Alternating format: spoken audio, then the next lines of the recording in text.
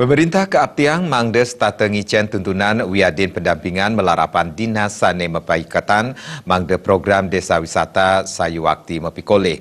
Sesan punika penyarengan saking samian angga banget kebuatang mangde program puniki Presiden memargi becik. Ketua DPD Badung Kutu Parwate Mausang, program Desa Wisata Sane Kelimbakang PMK Badung pindah ke pengupaya ngelimbakang pariwisata ring widangan Kabupaten Badung. Angkannya ini pindah ke Manggalaning DPD Badung banget nyokong samian potensi pariwisata Sane Kelimbakang saya kedua sangkena wisata anyar antuk nyarengang krama. Sidetunggelipun melarapan antuk program Desa Wisata.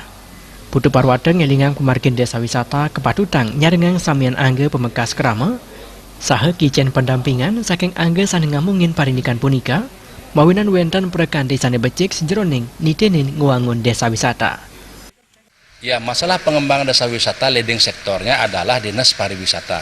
Jadi saya kira Kepala Dinas Pariwisata dengan seluruh jajarannya paham betul mana yang disebut dengan destinasi wisata, mana yang disebut dengan destinasi alam, mana yang disebut dengan destinasi buatan. Ini saya kira pariwisata paham betul. Jadi ini memang harus dikawal. Jadi kalau tidak dikawal atau kalau tidak dilakukan pendampingan nanti bias dia.